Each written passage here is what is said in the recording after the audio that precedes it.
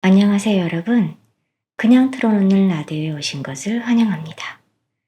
저는 그틀라의 진행자 틀라지기입니다. 오늘도 구독과 좋아요 꼭 부탁드릴게요. 저희에게 큰 힘이 됩니다. 부모와 자식 사이의 사랑. 그건 세상에서 가장 숭고한 감정이지요. 하지만 여러분, 그 사랑이 적당한 거리를 잃고 집착이라는 이름의 덩굴이 되어 자식의 목을 조르기 시작하면 어떻게 될까요? 탯줄은 갓난아기 때 이미 잘랐어야 하는데 30이 훌쩍 넘은 아들의 영혼에 아직도 보이지 않는 탯줄을 감고 사는 어머니들이 있습니다. 오늘 이야기의 주인공 지은은 세상에 다시 없을 다정한 남자를 만나 인생의 봄날을 꿈꾸었습니다. 하지만 그 달콤한 사탕 발림 뒤에는 아들을 자신의 소유물로 박제해버린 한 여자의 지독한 그림자가 서 있었습니다. 지금 시작합니다. 지은은 30 중반에 만난 남자 선호가 하늘이 내린 보상인 줄 알았습니다. 사실 남들보다 조금 늦게 짝을 만났기에 걱정이 많았는데 선우를 만나고는 내가 이 사람을 만나려고 여태 외로웠구나 라는 생각이 들 정도였지요. 첫 만남부터 선우는 지은을 여왕처럼 대접했어요. 식당에 가면 물수건으로 지은의 손가락 마디마디를 닦아주고 돈가스를 가져다 썰어주는 것은 물론이고 밑반찬으로 나온 깻잎까지 일일이 떼어 밥 위에 올려주는 남자였습니다. 지은아, 넌 그냥 내 사랑만 받으면 돼. 내가 다 해줄게. 고운 손에 물 한 방울 묻히지 않게 해주겠다는 말 진심이야. 비가 오면 선호는 지은이 비 한 방울이라도 맞을까봐 우산을 지은 쪽으로만 기울여 자기 어깨가 다 젖는 줄도 모르고 서 있었습니다. 통화 중에 지은이 살짝 기침만 해도 다음날 아침이면 따뜻한 도라지 배즙이 문 앞에 배달되어 있었지요. 지은은 과할 정도의 다정함이 사랑의 깊이인 줄로만 믿었습니다. 또 선호는 자신의 아팠던 유년기를 있는 그대로 지은에게 털어놓기도 했습니다. 우리 아빠는 정말 무심한 사람이었어. 엄마가 젊은 나이에 혼자 나를 키우다시피 했거든. 아빠는 엄마한테 따뜻한 말 한마디 안 했고 늘 엄마를 불안하게 만들었어. 난 그런 엄마의 눈물을 먹고 자랐어. 그래서 다짐했지. 내 여자는 절대로 우리 엄마처럼 외롭게 하지 않겠다고. 선호는 아버지를 참 미워했고 어머니를 가여워했습니다. 지은은 그런 선호가 너무 기특하고 안쓰러웠지요. 무심한 아빠 때문에 고생한 엄마를 보고 자란 효자라니. 아내한테는 얼마나 더 잘할까? 지은은 선호의 결핍을 자신이 채워주겠다고 굳게 다짐했습니다. 하지만 연애가 깊어질수록 기묘한 불청객이 데이트에 끼어들기 시작했습니다. 바로 선호의 어머니였습니다. 선호는 데이트 중에도 어머니의 전화가 오면 자리를 박차고 일어났습니다. 미안해, 지은아. 엄마가 지금 혼자 밥 드시기 싫다고 울어. 내가 가서 같이 먹어드려야 할 것 같아. 엄마가 아빠한테 상처받은 뒤로 혼자 있는 걸 극도로 무서워하시거든. 심지어 30 중반의 남자가 1박 2일 여행 한 번을 못 갔습니다. 결혼 전까지는 어머니를 혼자 두고 외박하는 건 대신이라며 고집을 부렸지요. 선우 씨, 우리도 이제 30살이 넘었는데 여행 한 번쯤은 괜찮지 않아? 지은의 조심스러운 제안에도 선우는 단호했습니다. 엄마가 밤에 혼자 있으면 잠을 못 자. 아빠 없는 빈자리를 내가 다 채워줘야 해. 조금만 이해해줘, 지은아. 우리 결혼하면 엄마가 정말 외로워질 텐데 그때까지만 더 잘해야지. 선호는 모든 행동의 기준이 어머니였습니다. 지은은 그것마저도 아픈 어머니를 둔 아들의 지극한 정성이라 생각하며 자신을 다독였습니다. 사랑이 참 무서운 거지요. 그리고 드디어 양가 부모님이 만나는 상견례 자리. 지은은 처음으로 선호의 부모님을 뵙게 되었습니다. 그런데 분위기가 묘했습니다. 선호의 아버지는 묵묵히 벽만 보고 식사를 할 뿐이었고 어머니는 수시로 아들의 넥타이를 고쳐매며 지은을 훑어보았습니다. 선호의 어머니와 아버지 사이에 흐르는 냉기는 무관심을 넘어선 혐오에 가까워 보였지요. 지은은 막연히 아버님이 정말 무심하셨나 보다. 어머님이 참 외로우셨겠네. 라고 생각했습니다. 예비 시어머니는 지은의 눈을 똑바로 쳐다보며 말했어요. 지은아, 우리 선호는 내 목숨이고 내 신전이야. 이 아이가 너한테 잘하는 거 내가 그렇게 가르쳤기 때문이다. 네가 우리 선호를 대할 때도 내가 지켜온 이 고결함을 깨뜨리지 않았으면 좋겠다. 지은은 그 말투에서 느껴지는 묘한 소유욕에 등골이 오싹했지만 이내 고개를 저으며 생각했습니다. 그래, 선호 씨에게 잘해야 하는 게 당연한 건데 뭐. 상견례가 끝나고 돌아오는 길, 지은의 아버지는 차 안에서 내내 말씀이 없었습니다. 겨우 내뱉은 한마디는 비수 같았지요. 지은아, 그 집 시어머니 눈빛이 보통이 아니더라. 아들을 아들이 아니라 제 몸의 일부로 생각하는 사람 같더구나.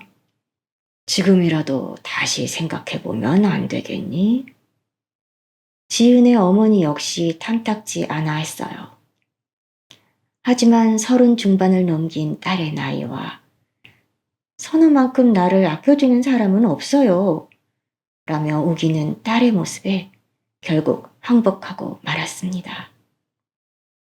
그래, 네가 그렇게 좋다는데 우리가 무슨 힘이 있겠니?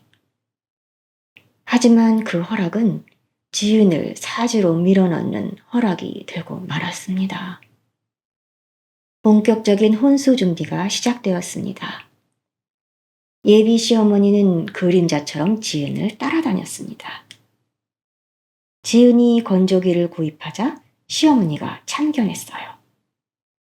예, 건조기라니. 빨래는 자고로 햇볕에 말려야 소독도 되고 건강에도 좋은 거야. 우리 아들 피부가 얼마나 예민한데 그런 기계덩어리에 옷을 돌리니? 얼른 취소하거라. 웨딩드레스 샵에서도 마찬가지였습니다. 예쁘게 어깨가 드러나는 오프숄더를 입은 지은을 보며 시어머니는 혀를 찼습니다. 천박하게 그게 뭐냐? 손님들이 너를 뭐라고 하겠어? 우리 아들까지 너 때문에 욕먹는다. 여기 목을 가리는 걸로 바꿔라. 신부가 조신한 맛이 있어야지. 곤혹스러워하는 지은의 옆에서 선우는 늘 같은 말만 반복했습니다. 지은아, 엄마가 아빠한테 상처받고 예민해서 그래. 나까지 빼앗길까봐 겁나서 저러시는 거니까 우리 효도하는 셈 치고 이번만 듣자, 응? 하지만 그 이번만은 매번이 되었습니다. 가장 황당한 사건은 웨딩 촬영날 터졌습니다. 시어머니는 신부인 지은보다 더 화려한 연분홍 드레스를 입고 풀 메이크업을 한 채 스튜디오에 나타났습니다. 그리고는 촬영 작가에게 말도 안 되는 요구를 했지요. 작가님, 서비스로 나랑 우리 아들이랑 단둘이 좀 찍어줘요. 내가 고생해서 키운 아들인데 이런 날 기념사진 정도는 한 장 남겨야지. 지은아, 넌 잠시 나가서 음료수나 좀 사오렴. 지은이 멍하니 서 있는 사이 시어머니는 아들의 팔짱을 꼭 끼고 마치 연인처럼 다정한 포즈를 취했습니다. 선호 역시 거부감 없이 엄마를 꼭 껴안았고요. 카메라 속의 두 사람은 평범한 모자지간처럼 보이지 않는 기괴한 분위기를 풍겼습니다. 지우는 그 순간 자신이 이 관계의 주인공이 아니라 철저한 조연임을 뼈저리게 느꼈습니다. 결혼식 당일도 마찬가지였습니다. 시어머니는 신부 대기실에서 손님들을 맞이하며 지은의 외모를 품평하는 친척들에게 맞장구를 쳤습니다. 그러게 우리 아들이 훨씬 아깝지? 내가 고른 드레스가 훨씬 나았을 텐데 아휴 고집을 피우더니 좀 부어 보이지? 살을 좀 더 뺐어야 하는데 나보다 뚱뚱한 것 같아. 결혼식이 시작되자 시어머니는 아들을 보내기 싫다며 대성통곡을 해 하객들의 시선을 강탈했고 지은은 결혼식 내내 주인공이 아닌 아들을 빼앗아간 악역이 된 기분이었습니다. 앞권은 신혼여행이었습니다. 프랑스 파리에 도착해 짐을 풀기도 전에 선호 씨의 전화기에 불이 났습니다.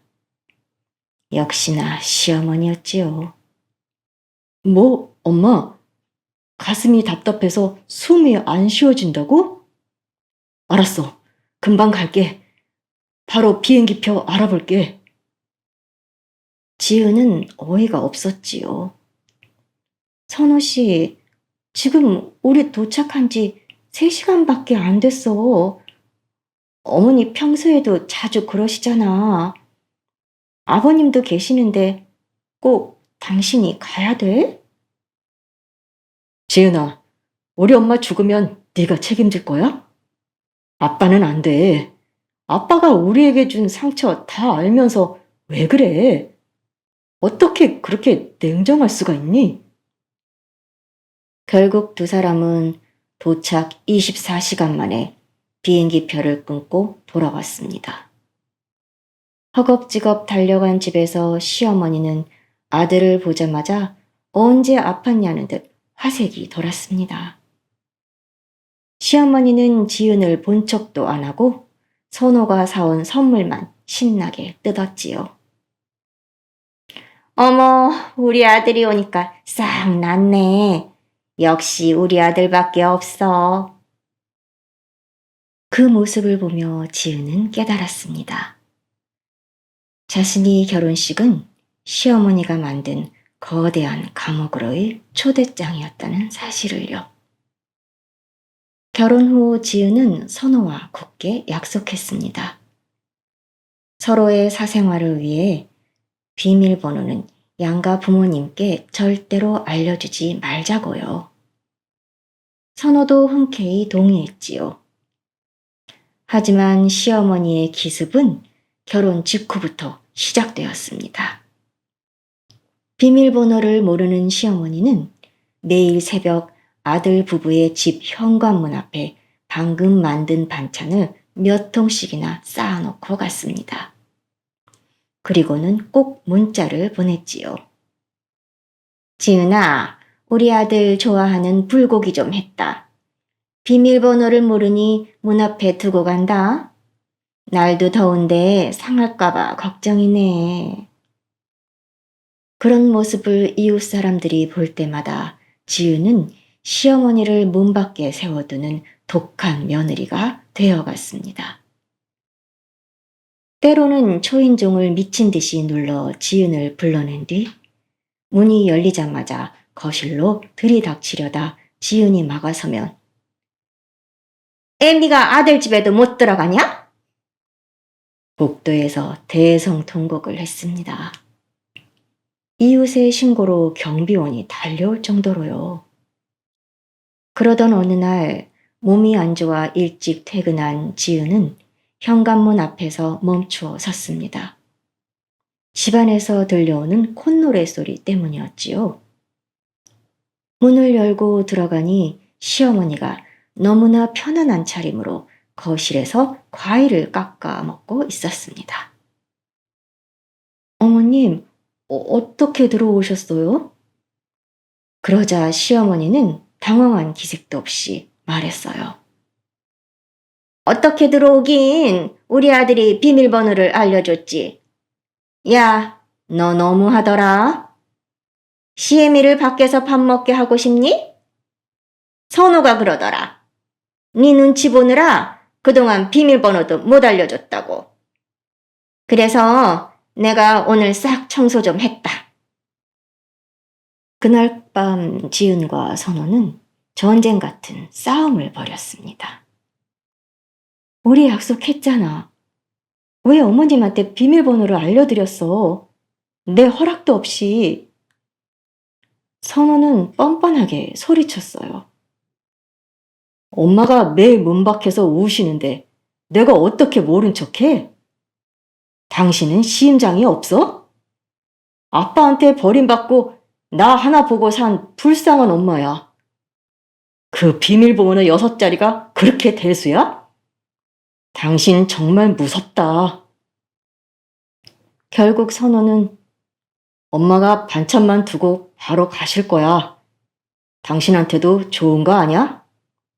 라며 지은을 예민한 여자로 몰아세웠고 그렇게 신혼부부의 보금자리는 시어머니에게 활짝 열렸습니다. 이후 이상하게도 집안은 지독한 락스 냄새에 절어갔습니다. 지은이 화장대 위치만 살짝 바꿔도 퇴근하고 오면 원래대로 돌아와 있었지요. 공포를 느낀 지은은 거실과 안방에 몰래카메라를 설치했습니다. 그리고 확인된 영상은 공포 그 자체였습니다. 비밀번호를 누르고 들어온 시어머니는 지은이 없는 집에서 여왕처럼 군림했습니다. 지은의 화장품을 열어 제 얼굴에 덕지덕지 바르더니 깔깔 웃고 지은의 속옷 서랍을 열어 속옷 하나하나를 제 몸에 대보며 거울 앞에서 춤을 추듯 흔들거렸습니다. 하이라이트는 침실이었습니다. 시어머니는 부부의 침대에 대자로 누워 선호의 베개를 껴안고 깊게 숨을 들이마셨습니다. 아들, 내 아들 냄새. 그러더니 선호의 셔츠를 얼굴에 비비며 뒹굴다 지은의 베개에는 분무기로 락스를 듬뿍 뿌렸습니다. 며느리의 흔적을 지우고 자신의 존재를 새기려는 기괴한 소독이었습니다. 지은은 떨리는 손으로 선호에게 영상을 보여주었습니다. 이번만큼은 남편도 자기 편을 들어줄 거라 믿었지요. 하지만 선호의 눈에는 분노 대신 동정이 서려 있었습니다. 지은아, 엄마가 좀 과하긴 한데, 근데 이게 다 엄마가 외로워서 그런 거야. 아빠한테 평생 무시당하고 살아서 아들 집에서라도 주인 노릇하고 싶으신 거야. 속옷 좀 보면 어때? 빨래해 주려고 그러셨겠지. 베개 락스? 엄마가 청결에 유독 예민하시잖아. 지우는 어이가 없었습니다. 선호 씨, 이게 지금 정상으로 보여? 내 베개에 락스를 뿌리고 당신 베개를 껴안고 저러고 계시는데? 하지만 선호는 꿈쩍도 안 했어요. 오히려 당당했지요. 너는 같은 여자로서 우리 엄마가 불쌍하지도 않아? 나 하나 보고 평생 참아온 우리 엄마가 저렇게까지 망가진 게 안쓰럽지도 않냐고. 당신 정말 피도 눈물도 없다. 그리고 반찬에다 주시고 청소해 주시면 고마운 줄 알아야지. 감사 전화는 한 번이라도 했어? 선호는 시어머니의 광기를 상처받은 여자의 외로움으로 치부하며 오히려 지은을 가해자로 몰아갔습니다. 지은은 이제 깨달았습니다. 남편은 중재자가 아니라 엄마의 광기를 함께 키워온 공범이라는 것을요. 지은은 더 이상 남편의 불쌍한 우리 엄마라는 가스라이팅에 속지 않기로 했습니다. 그녀는 선호 몰래 시어머니가 그토록 의처증 괴물이라고 몰아세웠던 시아버지에게 연락을 드리고 약속을 잡았습니다. 결혼식 이후로 처음 만나는 것이었지요. 이상하게도 시댁을 찾아가도 늘 안 계셨거든요. 아버님, 남편한테 들었어요. 어머님이 아버님 때문에 평생 눈물로 사셨다고. 그러자 시아버지는 허탈한 웃음을 터뜨렸습니다. 내가 의처증이라고? 아니 며느라, 그 여자가 나를 미치게 만든 거야. 결혼 내내 내가 퇴근하고 오면 내 차 블랙박스부터 뒤지고 와이셔츠 냄새 맡는 건 일상이었어. 조금만 늦어도 회사 여직원들이랑 바람났다고 사무실에 전화를 수백 통씩 돌렸지. 시아버지는 떨리는 손으로 오래된 일기장을 꺼냈습니다. 거기엔 시어머니가 저지른 끔찍한 일들이 기록되어 있었지요. 20년 전 시아버지가 부서 회식을 하던 날이었습니다. 시어머니는 회식 장소에 들이닥쳐 아무 죄 없는 여직원의 머리채를 휘어잡고 내 남편 꼬셔서 어디로 가려고? 라며 소리를 지르고 테이프를 다 뒤엎었습니다. 결국 시아버지는 그 일로 회사에서 권고사직을 당했고 그날 이후 시어머니의 집착은 더 심해졌습니다. 시어머니는 아들에게는 아빠가 잘못해서 집안이 망했다고 속였지만 사실은 본인의 광기가 가정을 부순 것이었지요. 시아버지는 힘없이 숨겨온 진실을 말했습니다. 아들 앞길 막을까봐 서류상으로 이혼은 안 했지만 난 그 여자 근처에도 가기 싫어 별거 중인 거다. 지금도 외로움을 못 견디고 딴짓하고 다닐걸? 그 여자 원래 자기 욕망에는 눈이 먼 사람이야. 시아버지를 만나고 모든 진실을 알게 된 지은은 시어머니를 미행하기 시작했습니다. 집에서는 아이고 허리야, 아이고 우리 아들 보고 싶다. 곡소리를 내던 시어머니는 같은 사람이 맞나 싶을 정도로 화려한 변신을 했습니다. 시어머니는 꽃분홍 원피스에 뾰족 구두를 신고 어느 스포츠 댄스 홀로 향했습니다. 그곳에서 시어머니는 더 이상 상처 입은 여자가 아니었습니다. 한참 나이 어린 댄스 강사의 허리를 감싸쥐고 지은의 앞에서는 단 한 번도 보인 적이 없는 요염한 미소를 지으며 춤을 추고 있었지요. 놀라움은 거기에서 끝이 아니었습니다. 댄스 강사와 헤어진 시어머니가 향한 곳은 어느 조용한 카페. 그곳엔 또 다른 남자가 기다리고 있었습니다. 이번엔 저음자는 중년 신사였지요. 시어머니는 그 남자에게 남편이 죽고 혼자 아들 키우느라 고생한 미망인이라며 가련한 연기를 펼치고 있었습니다. 낮에는 아들에게 아빠 때문에 상처받은 엄마로, 저녁에는 댄스 강사의 댄스 파트너로, 밤에는 중년 신사의 비련의 여인으로 살고 있는 시어머니. 지은은 그 소름 끼치는 다중인격 연기를 카메라에 고스란히 담았습니다. 지은은 떨리는 손을 진정시키며 결심했습니다. 어머니, 이제 그 가증스러운 무대에서 그만 내려오세요. 제가 어머니의 실체를 세상 사람들이 다 보는 앞에서 똑똑히 확인시켜 드릴게요. 지은은 180도 달라진 모습으로 시어머니를 대하기 시작했습니다. 락스 냄새가 진동하는 베개를 보고도 웃으며 말했지요. 어머님, 제가 살림이 서툴러서 고생이 많으셨죠? 다 어머님이 저희 사랑해서 그러신 건데 제가 몰라 뵀어요. 선호는 이제야 당신이 철이 드는구나 라며 기뻐했고, 시어머니는 승전보를 올리듯 기세 등등해졌습니다. 그 와중에도 지은은 미행을 멈추지 않았습니다. 그리고 더 충격적인 사실을 발견했죠. 시어머니의 애인은 스포츠 댄스 강사와 중년 신사뿐만이 아니었습니다. 동네 식당 사장도 있었습니다. 식당 사장은 가정이 있는 유부남이었는데, 심지어 그의 아내는 시어머니와 아파트 부녀회 활동을 함께하는 절친이었습니다.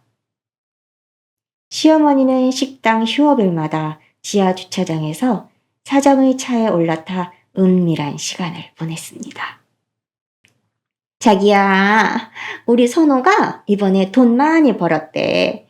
이번 여름 휴가 괌으로 가자. 내가 다 낼게. 불륜남의 손을 잡고 웃는 그 표독스러운 미소. 지은은 그 모든 순간을 고화질 렌즈에 담았습니다. 이제 모든 준비가 끝난 지은은 시어머니의 환갑을 맞아 최고급 호텔 연회장을 예약하자고 했습니다. 시어머니의 의심을 피하기 위해 최고급 실크 한복도 선물했지요. 어머니, 부녀회 분들이랑 친척분들 다 모셔서 어머님이 얼마나 훌륭한 분이신지 보여드리고 싶어요. 시어머니는 그 제안이 자신을 여왕으로 추대하는 대관식인 줄 알고 넙죽 받아먹었습니다. 드디어 그날이 왔습니다. 최고급 호텔 연회장에 은은한 클래식 선율이 흐르고 최고급 비단 한복을 차려입은 시어머니는 입이 귀에 걸린 채 하객들을 맞이했습니다. 부녀회 회원들부터 먼 친척들까지 모두가 그녀를 향해 참 장한 어머니라며 칭송을 아끼지 않았지요. 시어머니는 아들 선우의 팔짱을 꼭 끼며 만족스럽게 중얼거렸습니다. 선우야, 봤지? 엄마가 인생 헛살지 않았어. 너 하나 잘 키운 보람이 오늘 다 터지는구나. 저기 지은이 좀 봐라. 이제야 며느리 노릇 제대로 하네. 선호 역시 감격에 젖어 아내를 보며 고개를 끄덕였습니다. 하지만 지은은 싸늘하게 미소 지으며 시계를 봤습니다. 자, 이제 초대 손님들이 입장할 시간이야. 연회가 한창일 때 알록달록한 셔츠를 입은 젊고 화려한 댄스 강사가 붉은 장미 꽃다발을 들고 등장했습니다. 시어머니의 안색이 변하는 찰나 중후한 코트 차림의 중년 신사가 하얀 백합 꽃다발을 들고 나타났지요. 댄스 강사가 경박하게 말했습니다. 아이고, 우리 누님, 환갑이시라면서 왜 나한테는 말을 안 했어? 우리 사이가 어떤 사이인데? 그 말을 들은 중년 신사가 강사를 밀치며 소리쳤지요. 당신 누구야? 이분은 내년에 나랑 결혼 약속을 하신 분인데 어디서 누님 소리야? 하객들의 시선이 쏠렸습니다. 시어머니가 두 남자를 구석으로 끌고 가려 했지만 강사는 쩌렁쩌렁하게 소리를 질렀습니다. 아, 누님! 나랑 보내는 시간이 제일 짜릿하다고 했잖아. 이 아저씨는 또 뭐야? 두 남자는 서로를 제비라 부르며 연회장 한복판에서 멱살을 잡고 싸우기 시작했습니다. 그때 앞자리에 앉아 상황을 지켜보던 식당 사장이 벌개진 얼굴로 자리에서 일어났습니다. 식당 사장은 이성을 잃고 소리 질렀습니다. 이놈들아, 감히 여기가 어디라고 난동이야? 이 여자는 내가 제일 잘 알아. 이분은 나랑 아주 고귀한 관계라고. 식당 사장의 고백에 연회장은 순간 찬물을 끼얹은 듯 조용해졌습니다. 시어머니는 지은이 사들인 한복 소매로 얼굴을 가리고 도망가려 했지만 이미 늦었습니다. 이 광경을 보고 식당 사장의 아내가 벌떡 일어나 소리 질렀어요. 뭐? 너 지금 뭐라고 했어? 고귀한 관계? 그게 뭔데? 그리고는 옆에 있던 샴페인잔을 시어머니의 머리에 부어버렸습니다. 젖은 한복과 엉망이 된 머리, 그리고 3명의 남자에게 둘러싸여 바닥에 주저앉은 시어머니.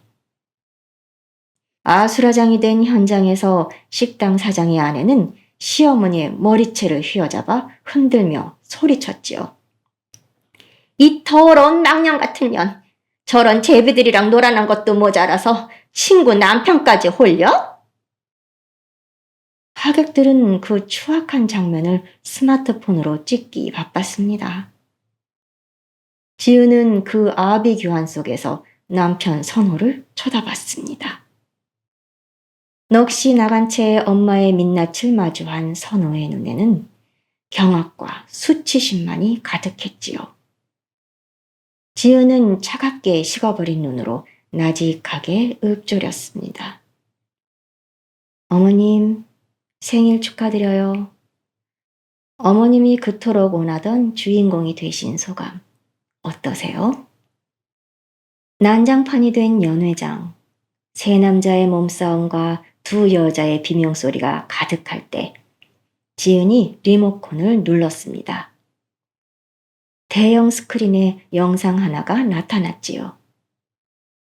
첫 번째 영상부터 충격적이었습니다. 지은이 집을 비운 사이 비밀번호를 누르고 들어와서 지은의 속옷을 하나하나 꺼내보고 부부의 침대에 누워 아들의 셔츠를 얼굴에 비비며 흐느끼는 모습. 내 새끼, 내 아들 냄새, 인연 냄새는 다 지워버려 해. 라며 지은의 베개에 독한 락스를 뿌리는 장면이 적나라하게 흘러나왔습니다. 2 번째 영상도 충격적이었습니다. 젊은 댄스 강사의 허리를 감싸고 시시작거리는 시어머니. 경기도 외곽 카페에서 중년 신사와 껴안고 있는 시어머니. 그리고 지하 주차장에서 식당 사장의 손을 잡고 괌 여행 계획을 짜는 시어머니. 마지막으로 시아버지의 회사에서 깽판을 치는 과거 CCTV 영상까지 흘러나왔습니다. 부녀의 회원들과 친척들은 입을 벌린 채 굳어버렸습니다. 어머머, 세상에, 이게 다 진짜였다고? 맨날 남편 욕하더니 저게 진실이었어? 마귀가 씌었네, 마귀가. 그때 연회장 뒷문이 열리며 한 남자가 걸어 들어왔습니다. 선호가 평생 의처증 괴물로 알고 증오했던 아버지, 지은의 시아버지였습니다. 그는 지은이 건네준 마이크를 잡고 떨리지만 단호한 목소리로 입을 열었습니다. 선호야, 똑똑히 봐라. 내가 왜 네 엄마 곁을 떠났는지. 저 사람은 피해자가 아니란다. 나를 의심병으로 말려 죽이고 직장까지 찾아와 깽판을 쳐서 나를 사회적으로 매장시킨 가해자야.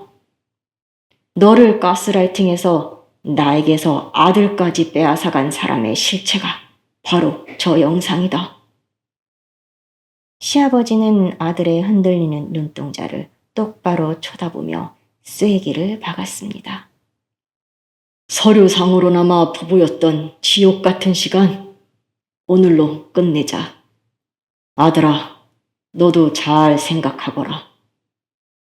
비명조차 지르지 못하고 바닥에 주저앉은 시어머니. 그녀는 젖은 한복을 움켜쥐며 아들 선우의 다리를 붙잡았습니다.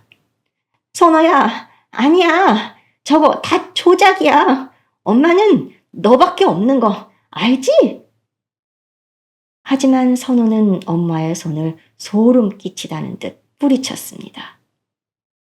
자신이 지켜온 불쌍한 엄마가 사실은 우리 가정을 파괴한 장본인이었으며 뒤로는 여러 남자들을 만나고 다녀는 파렴치 아니었다는 사실에 구역질이 났습니다. 지은이 그들에게 다가와 이혼 서류와 위자료 청구 소송장을 던졌어요. 어머님, 아버님이 의처증이라면서요? 그런데 왜 어머님은 딴 남자 3명이랑 호텔에 가셨어요?